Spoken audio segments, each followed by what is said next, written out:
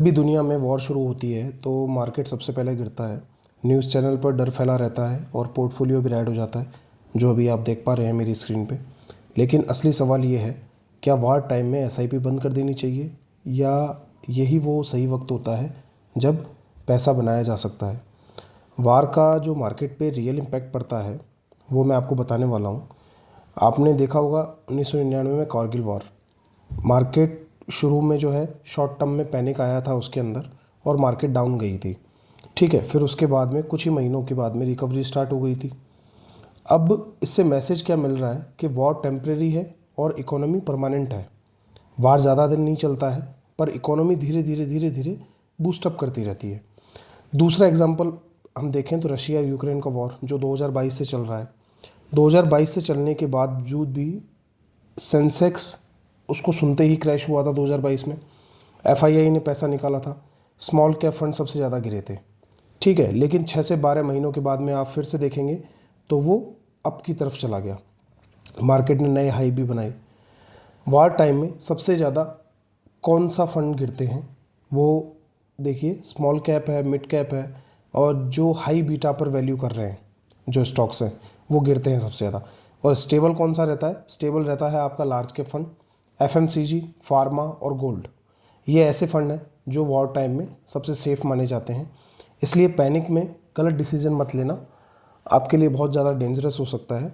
और war time में SIP की क्या स्ट्रेटजी होती है वो मैं आपको 5 जो है प्रैक्टिकल स्टेप्स बता रहा हूँ। ध्यान से सुनिएगा। आपको सबसे पहला स्टेप करना है, अपनी एसआईपी को बंद नहीं करना है। वॉर टाइम में सबसे ज़्यादा डिस्काउंट में आपको चीज़ें मिल रही होती है एसआईपी के अंदर, जिसकी एनएवी हम बात करते हैं, एनएवी की।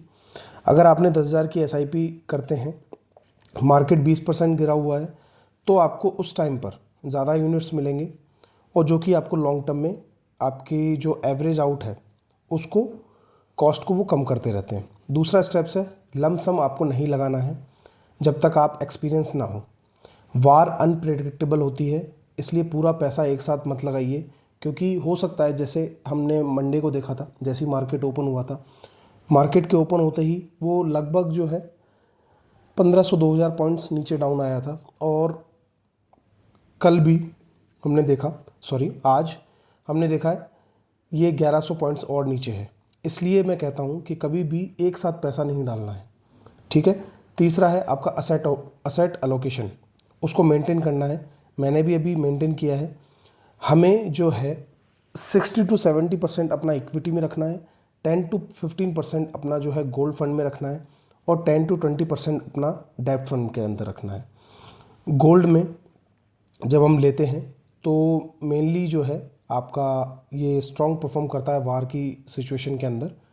गोल्ड एक बढ़िया एग्जांपल है। वार हो या जियो पॉलिटिकल कोई टेंशन्स हो तो गोल्ड बहुत ही सेफ हेवन माना जाता है। चौथा स्टेप है आपके लिए, इमरजेंसी फंड हमेशा रखिएगा। कम से कम 6 महीने के लिए आपका जो एक्सपेंस है वो लिक्विड फंड में आपको रखना है। वार में जॉब जाने का रिस्क भी रहता है।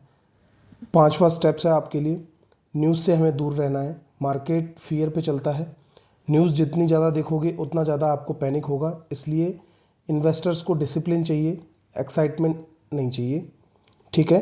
एसआईपी का मैजिक आपको जब दिखाई देगा, जब ये वॉर ख़त्म हो जाएगी, या वॉर थोड़े टाइम बाद में बंद हो जाएगा, और जब मार्केट रिकवर करना स्टार्ट करेगा, तो जो आपकी एनएवी है, मतलब आपने जो परचेज़ किया है उस वॉर में, नेगेटिव में जो मार्केट रहा है उस टाइम पे आपने जो पैसा लगाया है, वो जब रिकवर करेगा ना तो आपको डबल बेनिफिट देगा। ठीक है। मैं अपनी एसआईपी बंद नहीं कर रहा। हाँ, असेट अलोकेशन थोड़ा मैंने एडजस्ट किया है। स्मॉल कैप से थोड़ा पैसा मैंने निकाल के गोल्ड में शिफ्ट किया है हेज के लिए। वॉर टेम्परेरी होती है, फियर टेम्परेरी होता है, लेकिन कंपाउंडिंग परमानेंट होती है।